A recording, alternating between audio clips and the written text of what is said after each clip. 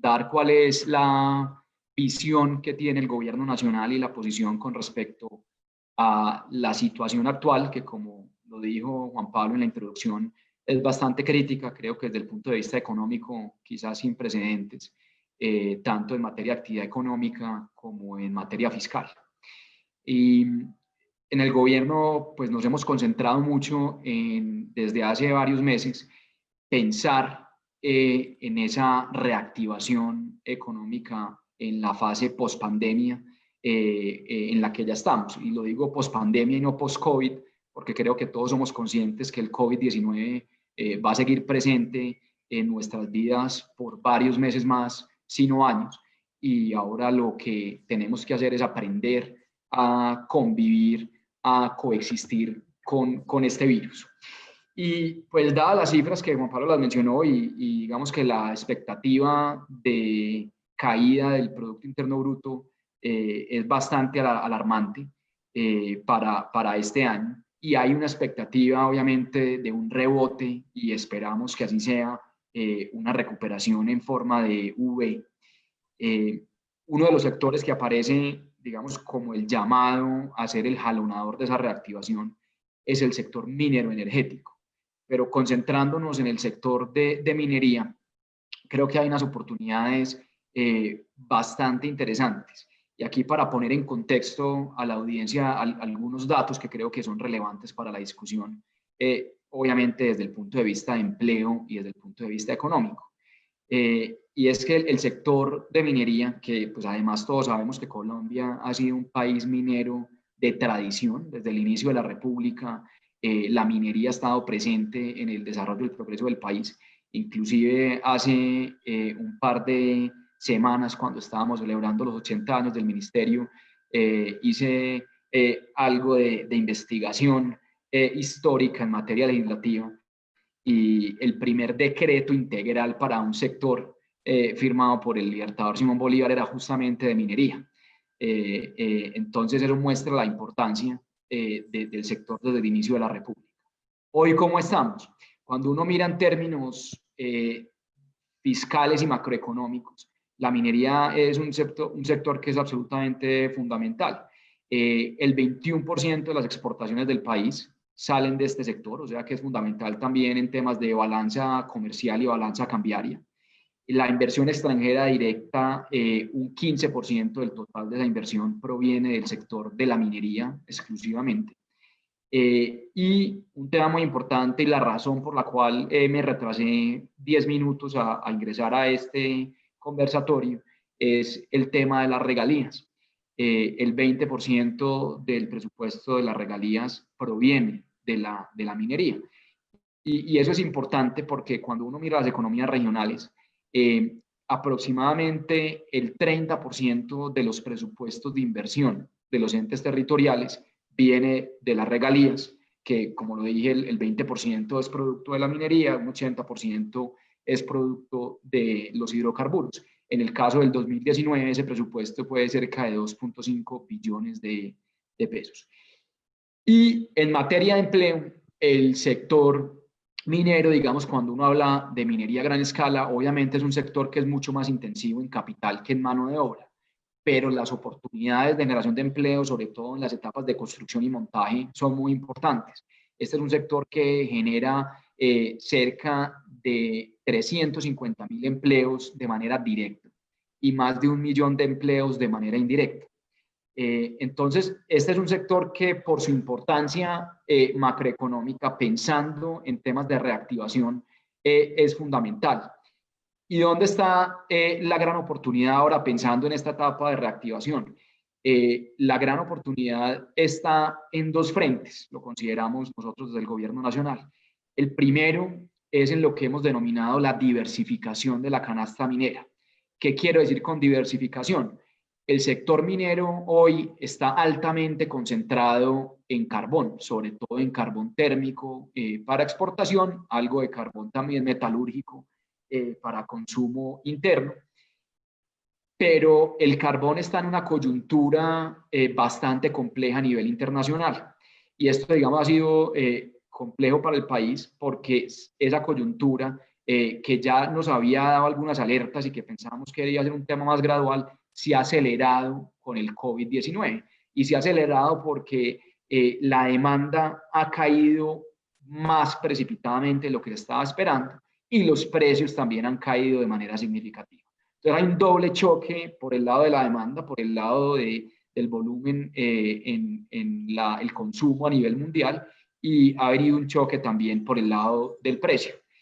Y obviamente, por ejemplo, para un departamento, por poner un ejemplo de La Guajira, donde hay una mina de carbón que desafortunadamente en este momento está en huelga. En La Guajira, el Producto Interno Bruto del departamento, el 43% depende de la minería y hay una sola gran mina en La Guajira. Es un sector que además genera más de 10.000 empleos en el departamento. Entonces, eso nos ha generado cuestionamientos, pero al mismo tiempo ha generado una oportunidad.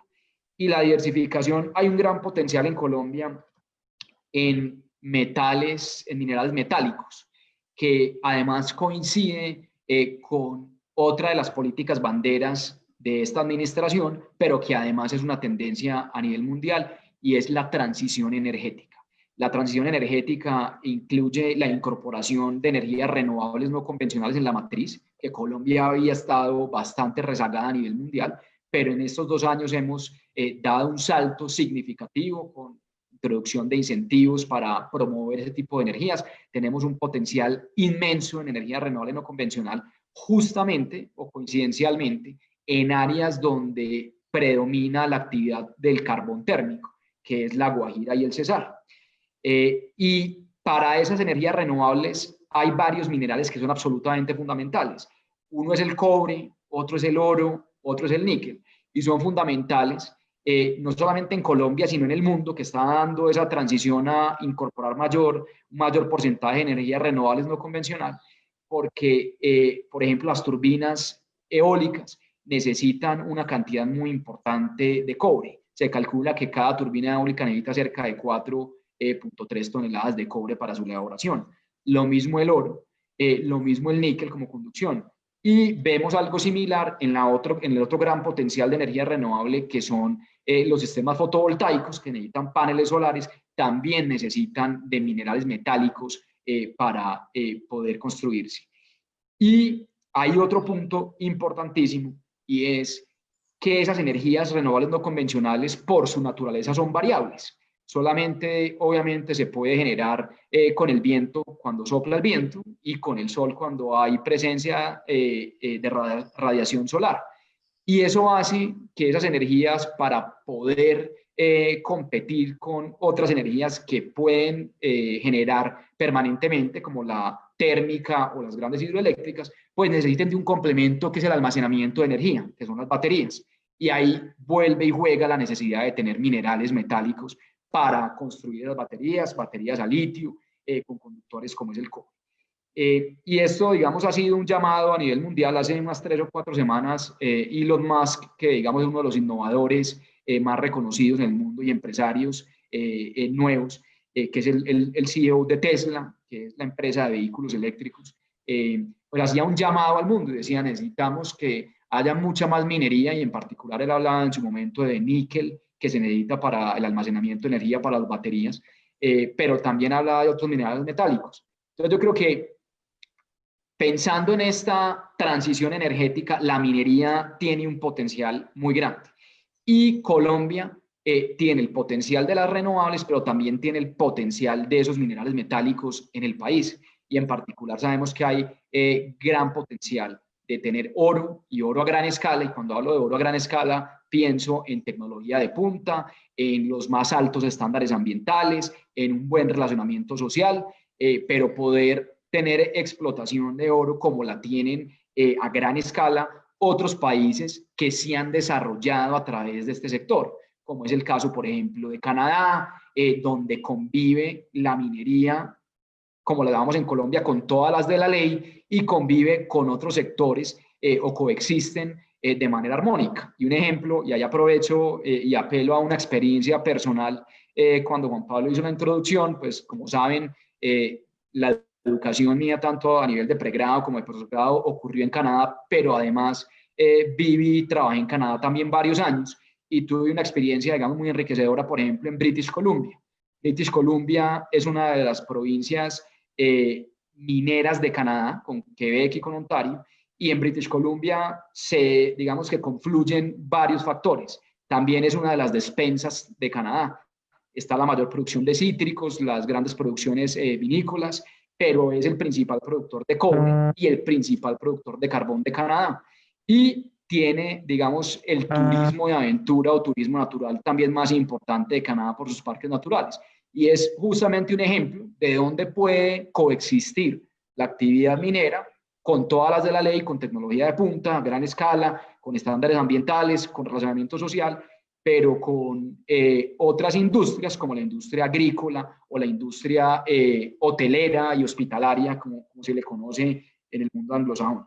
Entonces, Colombia tiene un potencial aurífero bastante grande. Ahora viene un proyecto muy importante que hace el primer proyecto de oro a gran escala con una mina subterránea que cumple con todas estas características en el departamento de Antioquia, en el municipio de Buriticá, y además con una tendencia muy importante que estamos viendo, y es que llega esa gran minería acompañada de formalización, que era el segundo eje del cual les iba a hablar ahora.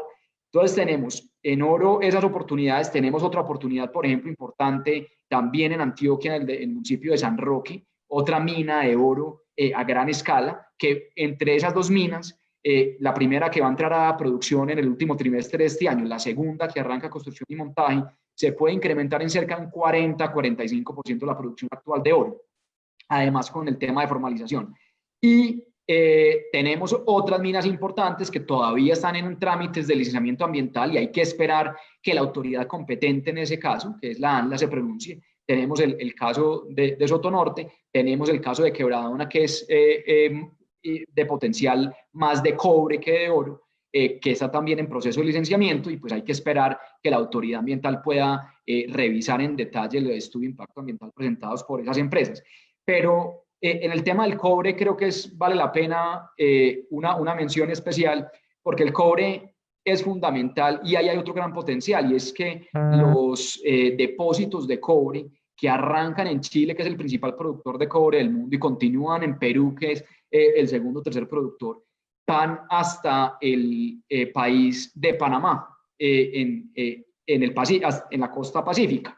Y pues todo ese, digamos, círculo pasa por Colombia y tenemos que ver dónde hay esos depósitos que se puedan explorar también y explotar de una manera responsable con el medio ambiente y responsable con las comunidades.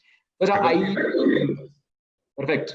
Entonces, yo creo que ahí tenemos esa gran oportunidad, tenemos esos dos metales que la importancia trasciende, digamos, al sector minero, porque son indispensables para la transición energética en Colombia y en el mundo, como lo decía ahora, donde se va a requerir cada vez más este tipo de minerales metálicos para poder continuar en la transición, con obviamente una serie de efectos colaterales positivos por reducción de emisiones de CO2, por eficiencia energética, compromisos que tenemos a nivel internacional como COP21, como los acuerdos de París. Y en este minuto final el tema de formalización. Y aquí pues quería dejar también el mensaje sembrado de cuál es el tipo de extracción al cual sí nos tenemos que oponer de manera rotunda. Y esa es la extracción ilícita de minerales. Porque esa es la extracción que sí acaba con el medio ambiente. Es la cuarta causa de deforestación en Colombia. Además tiene un problema socioeconómico bastante complejo, bastante grave.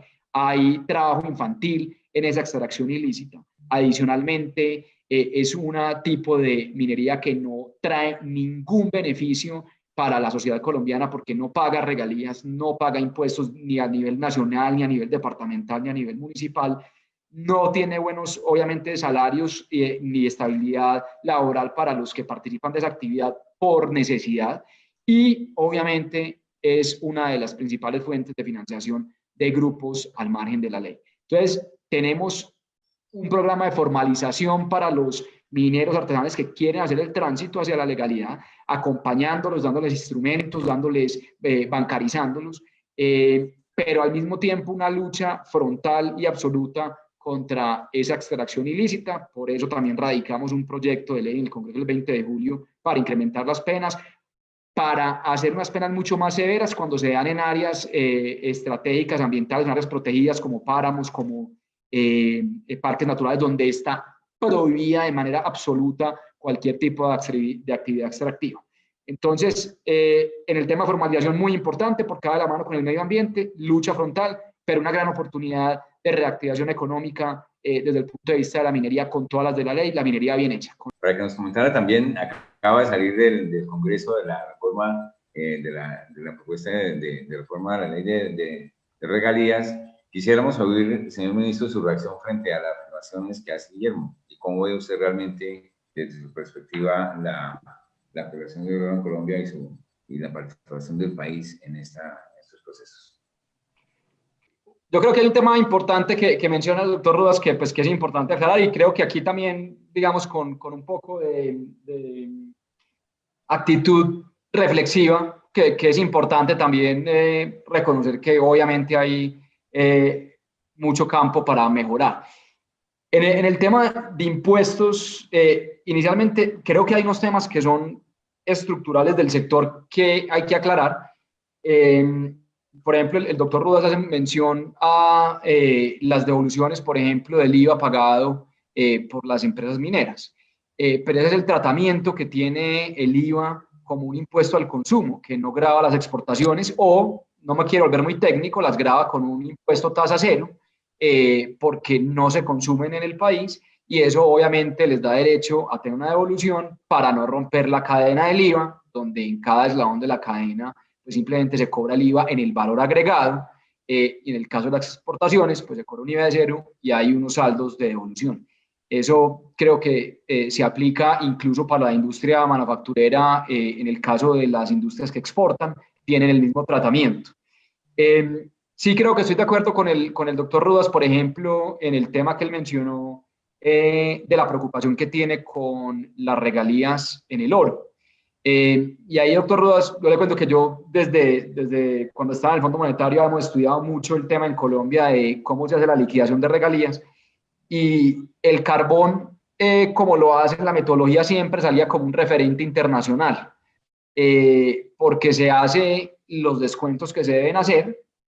Otra vez, para no ser muy técnico, siempre hay un referente internacional, pero uno tiene que llevar ese precio a la boca de mina o al borde de la mina para poder liquidar las regalías, digamos, de manera neutral desde el punto de vista tributario. En el caso del oro hay una particularidad, probablemente algo que se debe corregir, y es que los costos de transporte, en vez de ser calculados como se calculan en el carbón, de una manera específica y periódica que pueda incorporar las variaciones que se pueden dar en materia logística, es un porcentaje del precio, y eso obviamente hace que pues, cuando suba el precio del oro, pues automáticamente sin ninguna razón suba el precio, el descuento del transporte que se aplica. Entonces yo creo que ahí hay seguramente oportunidades de mejora, pero lo que quería resaltar es la contribución tributaria del sector es importante. El doctor nos mostró unas gráficas donde muestran, por ejemplo, la contribución del oro pequeña. Obviamente lo que quisiéramos nosotros es tener unos proyectos de oro a gran escala que cumplan con toda la normatividad, no solamente ambiental y técnica, sino también tributaria. Obviamente poder gravar la minería que se hace de manera informal es mucho más complejo, y pues con los grandes proyectos que hay de oro, una de las ideas es poder incrementar el recaudo por parte de los proyectos. El otro tema que tocó el doctor Rodas es el tema del estudio o la evaluación costo-beneficio. Eso obviamente es muy importante, pero eso ya está también reglamentado en las evaluaciones en estudios de impacto ambiental. Y no es un tema de Colombia, eso lo hacen en todos los estudios de impacto ambiental a nivel mundial. En Canadá, por ejemplo, son los NI 4301, que se presenta el análisis técnico y el análisis ambiental, y tiene que haber un capítulo de evaluación costo-beneficio. Y eso lo incluyen los estudios de impacto ambiental que se le presentan a la autoridad ambiental en las solicitudes de licencia. Otro tema importante es el del empleo. Sí, yo lo dije en la introducción, esta industria, al igual que la industria de hidrocarburos, es una industria que es más intensiva en el uso de capital que en el uso de mano de obra, pero en la etapa de construcción y montaje obviamente hay un incremento en la generación de empleo importante. Y pues obviamente es un negocio cíclico que cuando pasa a la etapa de producción seguramente baja. Para cerrar el tema económico, digamos, o impacto, también otra precisión. El doctor Rodas mostró los pagos de impuestos locales por parte de dos empresas. Efectivamente, como él dice, hay un artículo en el Código Minero, pero ese artículo no excluye o exime de impuestos completamente. Lo que evita es una doble tributación. Por eso, en una de las columnas, aunque era un monto bajo, muestra que una de las empresas efectivamente pagaba el ICA. Entonces, ahí también pues, es importante mostrar la razón de por qué funciona el sistema tributario de esa manera. Y en el tema de impuesto a la renta, doctor Rudas, el tratamiento a las empresas del sector mineroenergético está estandarizado en el Código Tributario. Estas son unas empresas que obviamente tienen derecho a unas depreciaciones en los activos de capital que pueden ser más aceleradas que otras, pero es por la naturaleza misma de esos activos que usan. Y lo repito, no es un tema que sea únicamente exclusivo de Colombia, es un tema que aplica a las industrias que son intensivas en el uso de capital, en donde se diferencian las depreciaciones aceleradas con línea de renta. El otro tema que mencionó la doctora Claudia, y celebro, y no voy a añadir mucho porque me parece muy importante todos los comentarios que hizo la doctora Claudia Jiménez en cuanto a la formalización y la importancia de seguir apoyando ese sector, porque ahí hay una generación de empleo muy importante que hay que proteger y que darle todas las herramientas. Eso concuerdo plenamente con ella. Quisiera traer a colación el tema de EITI, de transparencia. Esa es una herramienta muy importante porque lo que hace es comparar y contrastar lo que reportan las empresas que pagan en impuestos y en regalías con lo que dicen los gobiernos que recaudan. Y es un ejercicio que viene del Secretariado de EITI y que Colombia además es pionero en la región y hemos tratado de llevarlo a una segunda instancia. Hablando del tema de regalías, doctor Juan Pablo, y sería poder contrastar que esos recursos que reciben los entes territoriales se puedan hacer un paneo con las obras con las cuales se ejecutan para poder tener una trazabilidad completa de los recursos. Yo creo que los puntos que mencionó el doctor Rodríguez son sumamente importantes. En el tema ambiental, yo creo que pues, aquí también tomé nota de varios de los temas que él mencionó. Yo simplemente quería hacer una acotación en el tema de la preocupación de llevar este tipo de actividad a la región andina. Yo creo que hay ejemplos importantes, doctor Rodríguez, que vale la pena revisar, donde se ha podido llevar con tecnología de punta la actividad extractiva a la región andina. El caso de Buriticá, para no ir muy lejos, aquí en Colombia, en el departamento de Antioquia, es importante, porque es una mina con la última tecnología, con los estándares ambientales subterránea, que funciona bastante bien, y hay también múltiples ejemplos en las cordilleras andinas en Perú y en Chile, donde se ha podido hacer la actividad de manera responsable. Y ahí yo a veces uso unos ejemplos, no quiero ser simplista, pero pues digamos, uno tiene que, digamos, evaluar, porque la tecnología va cambiando muy rápidamente, y es como, digamos, uno evaluar el tipo de medicina que se hacía hace 100 años con el tipo de minería que se hacía hace 100 años. El tema de, digamos, los impactos a perpetuidad que mencionaba, yo creo que hay unas tecnologías que muestran que puede haber un restablecimiento del territorio en un periodo de tiempo razonable, de unos 10 años después del cierre mina. Obviamente tienen que contar con los fondos para hacer ese tipo de restablecimiento. Y para cerrar, creo que sí, hay ejemplos importantes. Yo concuerdo con lo que decía el doctor Rudas, digamos, cuando estaba haciendo alusión a la profesora Ana María Ibáñez. La minería seguramente no explica porque hay unos municipios que tienen minería y tienen unos indicadores de pobreza o necesidades básicas y fechas menores. Hay ejemplos de lo contrario, en el caso de Betas, por ejemplo, cuando se compara con otros municipios, acaba de salir una publicación que desmitifica una serie de creencias alrededor de la minería que es muy importante. Yo creo que hay que ver cómo se puede uno asegurar de poder invertir mejor esos recursos. Y para cerrar ahí estos últimos 30 segundos, doctor Juan Pablo, Acaba de aprobar el Senado 87 votos contra 1, por estaba interviniendo ahora antes de llegar, por eso me demoré. Y creo que la reforma al sistema general de regalías es fundamental para lograr este tipo de iniciativas de mejorar la inversión de las regalías en particular. 5 puntos claves. Primera vez en la historia que hay una asignación para temas ambientales, 5% del total de la bolsa, para protección de áreas estratégicas, para lucha contra la deforestación y para otra serie de temas en materia ambiental. 2, mayores recursos para las regiones productoras, que era una promesa además de campaña de corregir lo que se ha hecho en 2012, mayores recursos para los municipios más pobres del país, los municipios que tienen un NBI por encima del promedio nacional y municipios categoría 4, 5 y 6, mayor autonomía y mayor descentralización, mayor asignación a los temas de ciencia, tecnología e innovación, una asignación por primera vez para temas de educación que no existía y obviamente, dada la coyuntura actual, priorizar la inversión sobre el ahorro.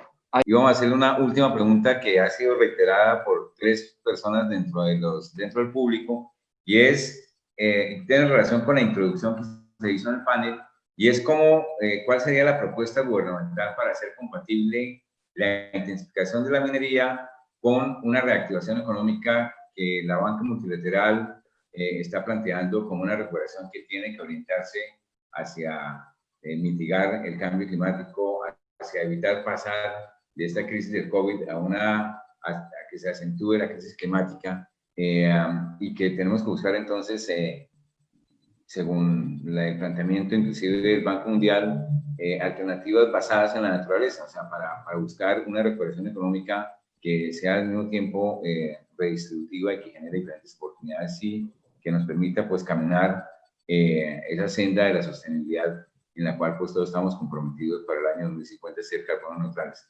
¿Cómo cree, doctor Mesa, que podemos hacer compatibles esas 2 propuestas? ¿Cuál es su perspectiva? Ya con eso cerraríamos el foro. Gracias, doctor Juan Pablo. No, pues yo creo que me extendí inclusive en esa respuesta al inicio cuando hablamos de una de las políticas banderas que es la transición energética. Y la transición energética utilizando energías renovables no convencionales como el sol y el viento. Aquí lo importante, y por eso, digamos, en la primera respuesta lo expliqué, y es que la minería es absolutamente esencial para esa transición. Por lo que representa en los equipos que hay que tener para poder generar energía y digamos ese Green Recovery, como lo ha denominado no solamente el Banco Mundial, sino la Agencia Internacional de Energía y IRENA, que es la Agencia Internacional de Energías Renovables, reconocen pues que tenemos que tener los materiales y los minerales necesarios para poder hacer la transición. Entonces, ahí obviamente vamos a tener una reducciones importantes en materia de emisiones, pero sin minería la transición energética simplemente no es posible. Entonces ahí es donde entra esa oportunidad para Colombia, donde con los estándares ambientales y yo ahí soy muy respetuoso de la institucionalidad, seguramente, como dijo el doctor Manuel, puede fortalecerse mucho más. Creo que lo que se ha hecho en regalías, por ejemplo, puede contribuir a ese fortalecimiento, de generar mayores recursos para el sector del medio ambiente. Pero yo lo que creo también es que el mensaje es, no tiene que ser, no puede quedarse un dilema entre que es una cosa o es la otra. No, yo creo que la reactivación sostenible es viable y la minería tiene un papel fundamental. Y por eso también hablaba, digamos, de la necesidad de ver cómo uno puede suplir ese vacío que empieza a dejar el sector o el subsector de carbón con otros minerales metálicos que van a ser mucho más demandados a futuro por todos los temas que mencioné. Y Colombia, digamos que afortunadamente tiene esos recursos en el país, tanto para la transición energética desde el punto de vista de generación en la matriz, como desde el punto de vista de la minería. Entonces yo creo que es asegurarse que se hacen con los mejores estándares ambientales. El doctor Manuel me recordó un tema cuando mencionó los impactos ambientales en Cerrejón. Yo creo que Cerrejón también tiene unos ejemplos muy valiosos de rehabilitación ambiental.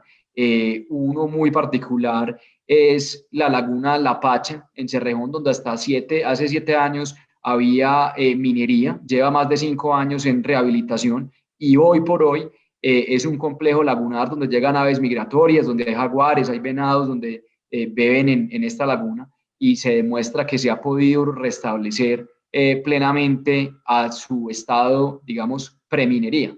Entonces yo creo que hay unos ejemplos importantes, valiosos. Obviamente, pues acatamos el llamado y yo también agradezco este espacio, doctor Juan Pablo, agradezco al doctor Manuel Rodríguez, porque las invitaciones del Foro Nacional Ambiental siempre son unas invitaciones a pensar y a ver cómo se puede construir sin tener que tomar unas posiciones totalmente radicales frente a temas que son de país. Y más ahora con el tema de la necesidad de una reactivación económica de manera inmediata y urgente por los impactos que usted mencionó en la introducción en tema de desempleo, en tema de pérdida de actividad económica, etcétera.